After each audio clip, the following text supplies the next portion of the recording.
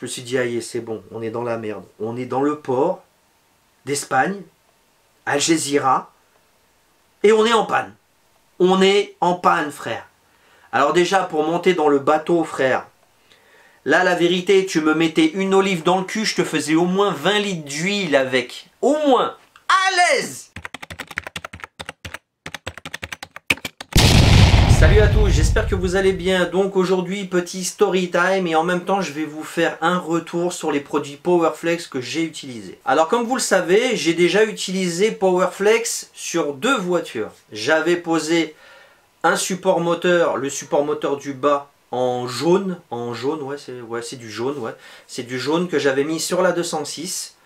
Que vous dire, au moment où je l'ai vendu, il était toujours dessus. Il n'était pas fatigué, il était vraiment encore en excellent état.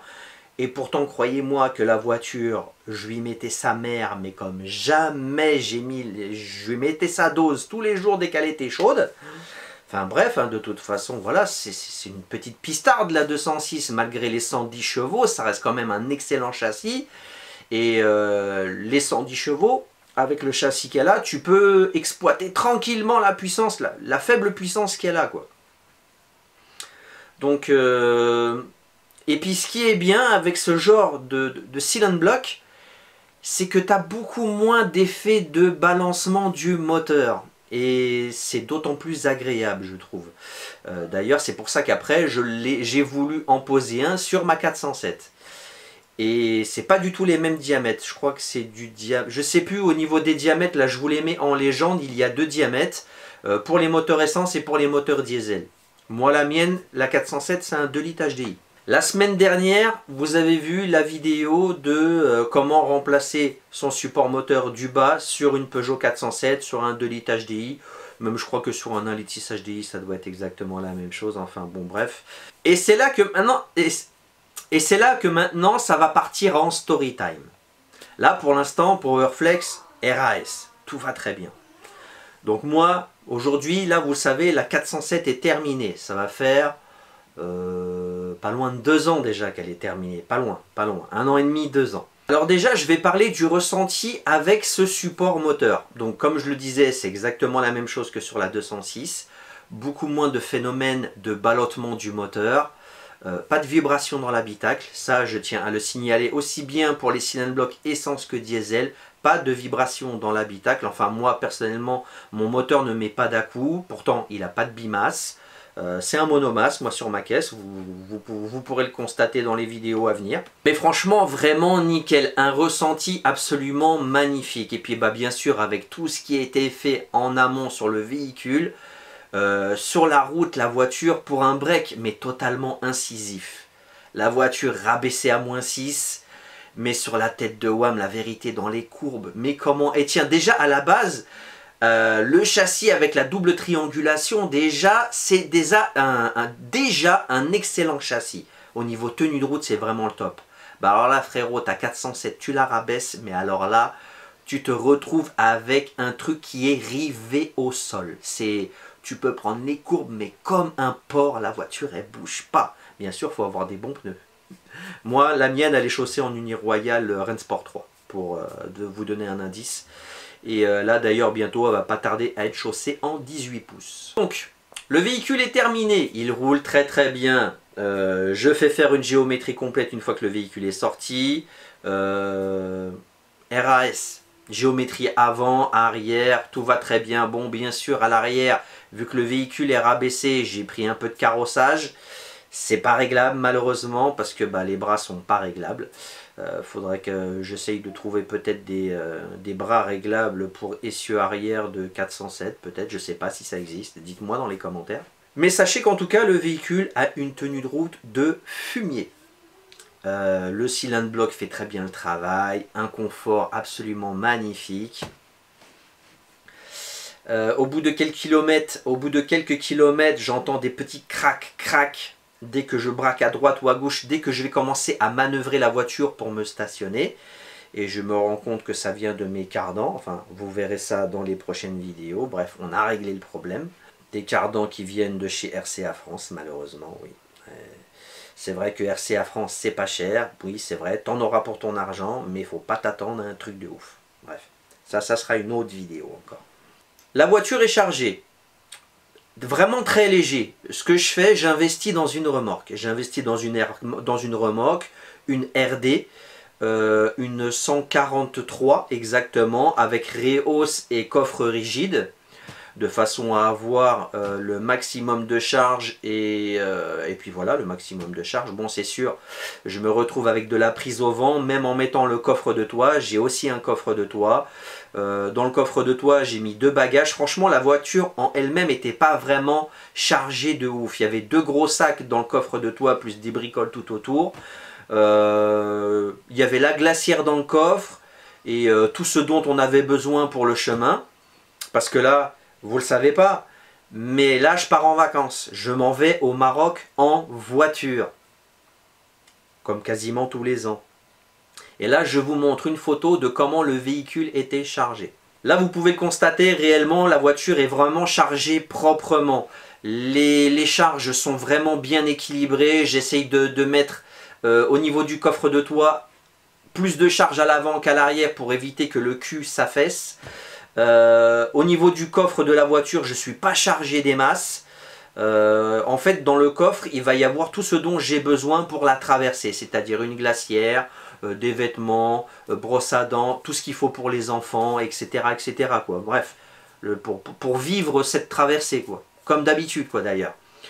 Et là, maintenant qu'on a 2 enfants, les vêtements, enfin, les affaires prennent plus de place. Et puis, on avait des trucs à ramener au Maroc.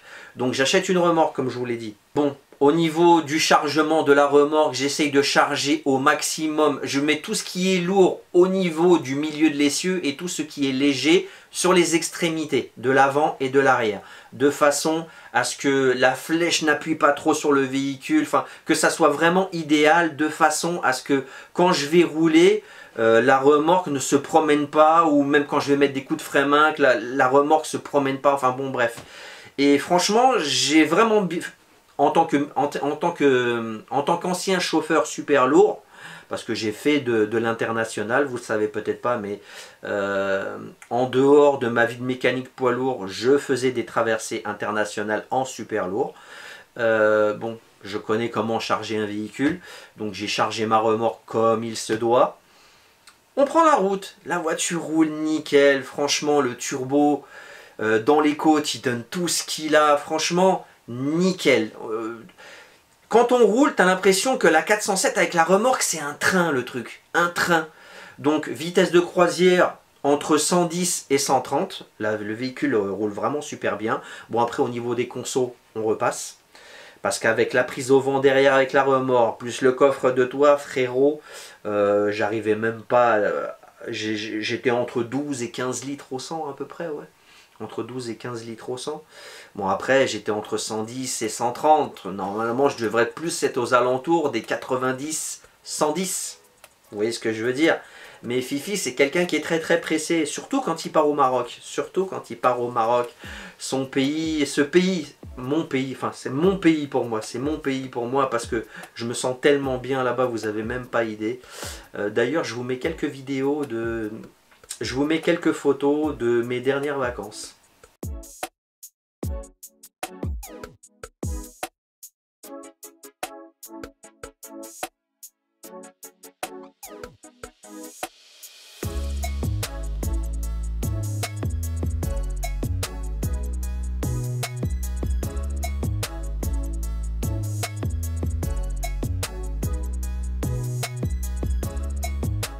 Donc le véhicule roule très bien. On passe la France, tout va très bien. On s'arrête à Perpignan, on prend un hôtel, on fait dormir les enfants.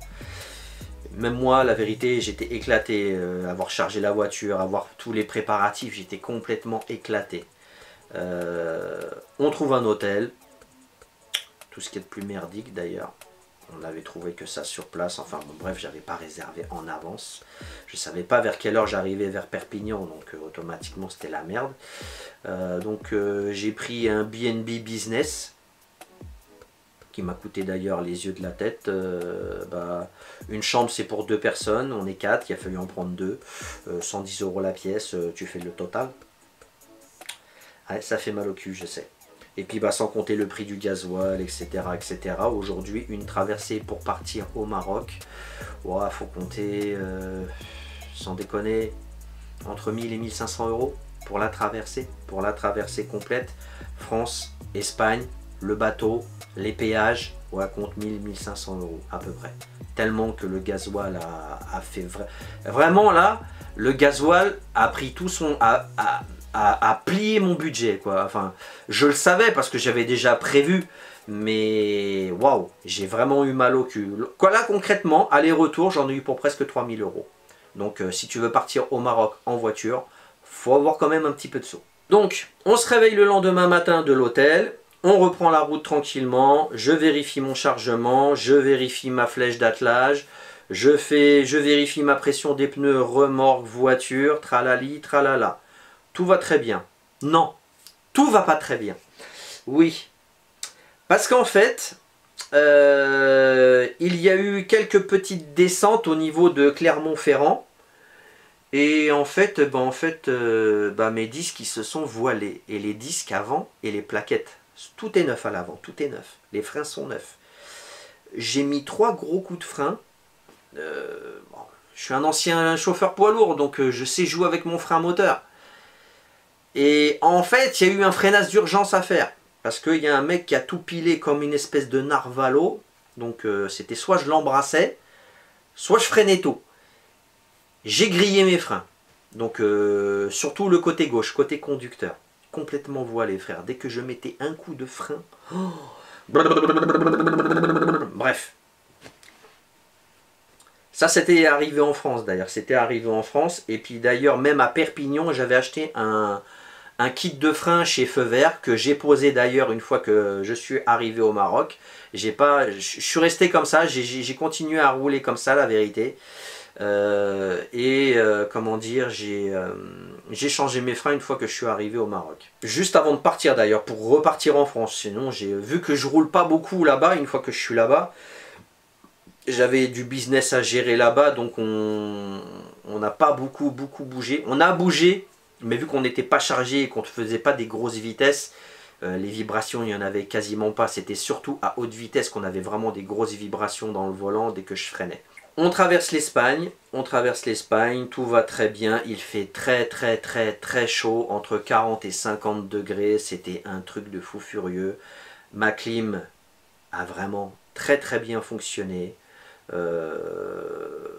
vraiment nickel. D'ailleurs j'ai eu des petits soucis de chauffe, d'ailleurs il faudra que je règle le problème, parce que en fait, dès que je mets la clim, la plus grande des vitesses du ventilo ne se met pas en route. Donc je me suis retrouvé dans des côtes à avoir la température qui monte. Enfin bon bref, on désactive la clim, il y a la deuxième vitesse qui se met en route et le moteur refroidit. Mais je pense qu'il y a une couille au niveau de mon relais, quoi. Au niveau de mon relais de ventilation. Il faudra que je voie ça. Bon, là en France, la vérité, la clim je la fais pas tourner, donc pour l'instant j'ai pas encore réglé le problème.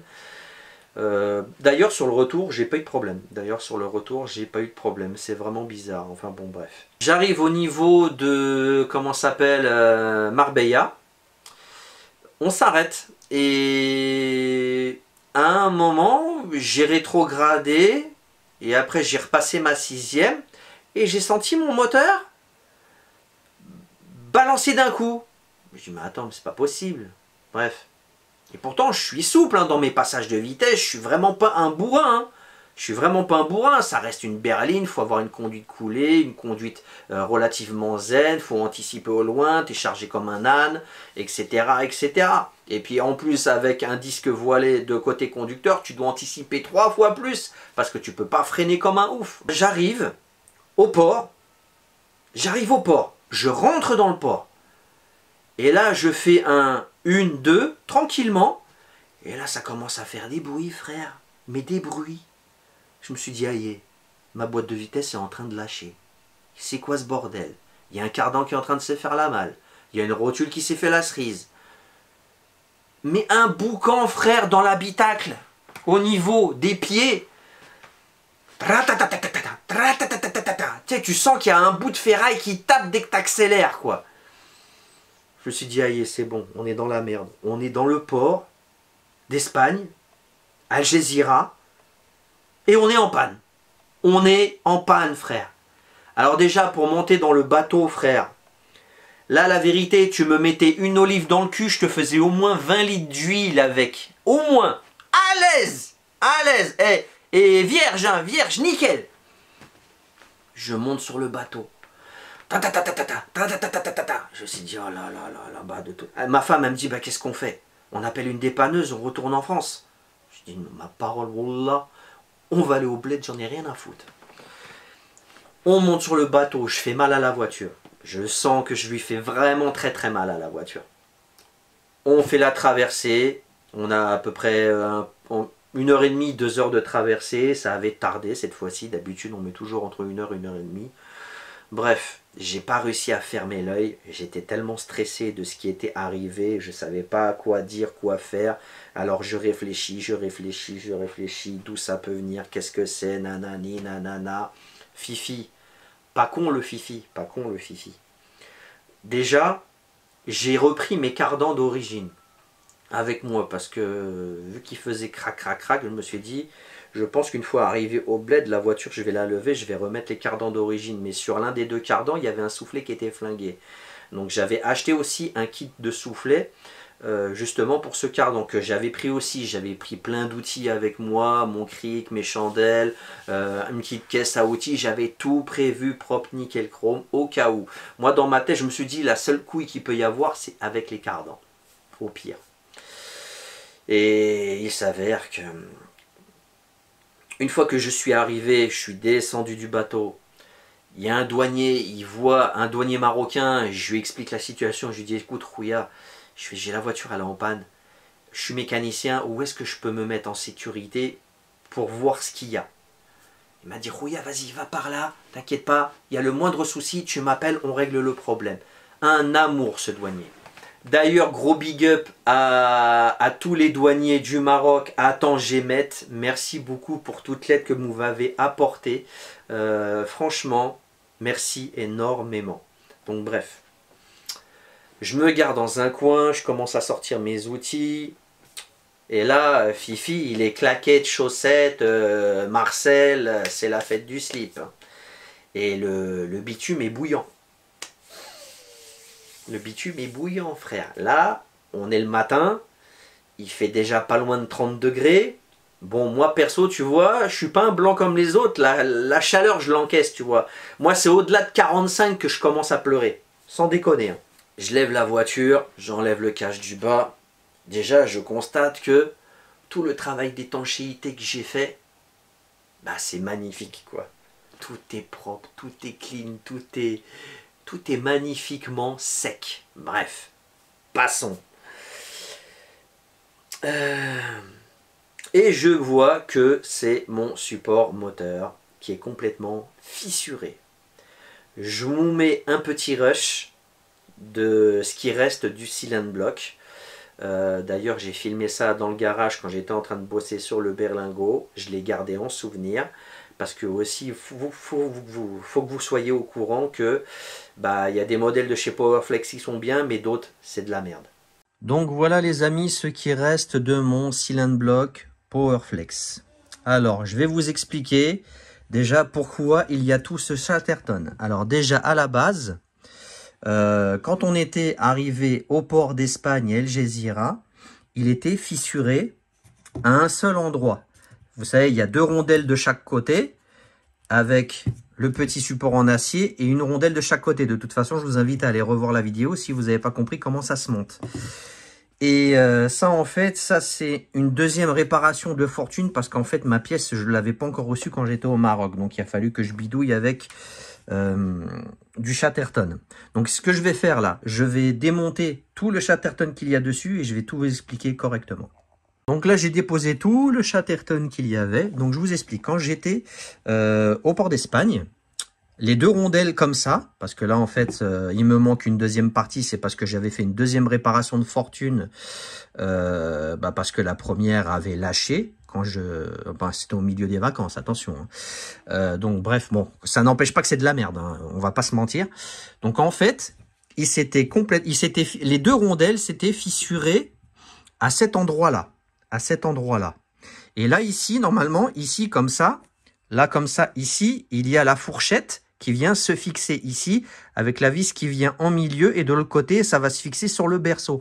Donc moi, pour faire la parade, j'ai fait faire un demi-tour aux deux rondelles. J'ai enlevé la matière qu'il y avait ici pour que parce qu'en fait, normalement, à la base, il y a une surépaisseur ici, tout le long qui va jusque là. Et moi, en fait, j'avais enlevé une surépaisseur de là jusque là pour pouvoir faire passer justement la fourchette. Et ce que j'ai fait sur les deux rondelles. Et puis comme ça, j'ai pu au moins repartir à Kenitra tranquillement, sans avoir une dépanneuse à payer 500 balles juste l'aller. 300 bandes, donc ouais. Donc tu vois ce que je veux dire. Et puis bah vu que j'avais pas encore reçu ma pièce, et bon au milieu des vacances, en fin de compte, ma réparation de fortune avait pas tenu. Enfin, avait tenu, mais voilà, il s'était refissuré une deuxième fois. Et malheureusement, j'avais perdu une deuxième, enfin une des deux parties sur les deux grosses rondelles de Silent Block. Donc c'est pour ça, d'où le Chatterton et tout le bordel. Ce que j'avais fait après, bah, j'ai enlevé cette partie-là. Je lui ai fait faire un quart de tour de façon à ce que le Silent Block travaille comme ça. Mais vu qu'il manquait une partie, cette partie-là, je l'avais mis derrière ici comme ça. Je l'avais mis comme ça. Je l'avais mis comme ça, là. Donc là, que je vous montre.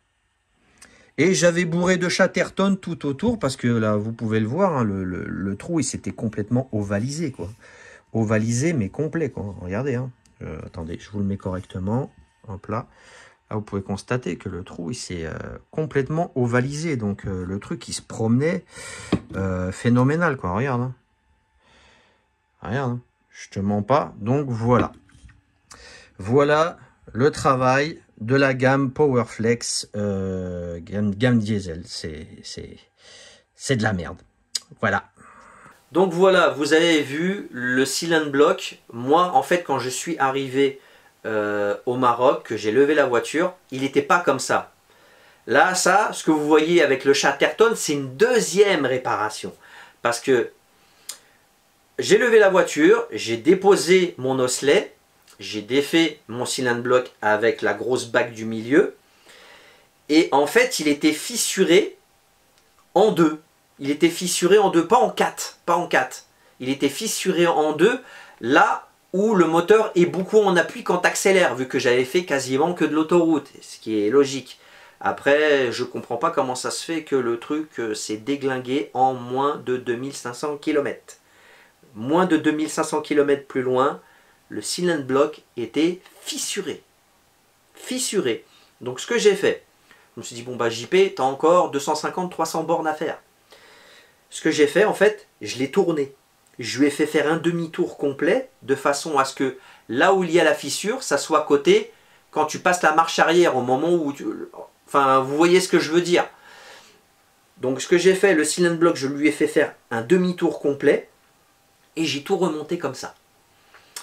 Et j'ai pu rentrer à ma maison, au Maroc, à Kenitra, tranquillement, calmement. J'ai pas dépassé le 90, et puis même à la fin, une fois que j'étais genre à 50 bornes de Kenitra, je suis remonté à 110, 120, 130, et nique ta mère, toi, saloperie de Silent Block de merde. Et puis bah voilà, on est arrivé tranquillement, calmement au Maroc. J'étais vraiment très très content, parce que ça a été vraiment un putain de stress. Et puis bah après, une fois que je suis arrivé au Maroc, j'ai continué à rouler avec, parce que bah le seul souci qu'il y avait, c'est que ça faisait du bruit que quand tu passais la marche arrière, parce que le moteur basculait comme ça, mais pas comme ça quand tu passes la marche arrière. Tu vois ce que je veux dire, l'effort du moteur. Bref. Et puis bah bref, à la fin, et bah genre un mois et demi après, et bah en fait il s'est refissuré encore. Et c'est là que j'ai fait appel à Fifi le bricoleur. Ça veut dire que les deux parties, j'ai mis du Chatterton de chaque côté, tac tac, j'ai tout remonté. Après j'ai remis du Chatterton de façon à ce qu'il n'explose pas, etc., etc. Parce que bah, j'avais commandé la pièce via une connaissance. D'ailleurs, je le remercie pas parce que j'ai jamais eu la pièce. Bref, passons, heureusement que je ne l'ai pas payé. Je suis parti voir un fournisseur en 2 coulées gros. Le lundi, je suis parti le voir. Le mardi, il m'appelle, Rouya, la pièce elle est là, viens. J'en ai eu pour 10 balles. 100 dirhams, frère. 100 dirhams le cylinder block d'origine. C'était du ASIC en plus. Ouais, ASIC, ouais. Bon, bref, je sais plus comment ça s'appelle. Et donc voilà quoi. Donc voilà. Après, bah... heureusement que j'avais pris des outils avec moi. Que j'avais pris ma presse aussi, ma presse.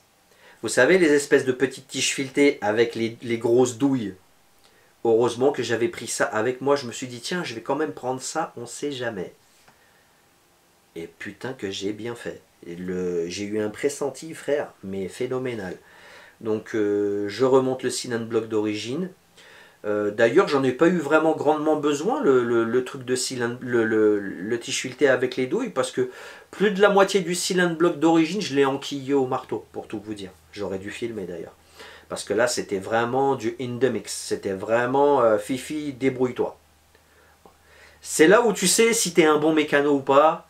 Quand tu n'as pas d'outils, tu fais avec, quoi. Voilà, c'est aussi simple que ça.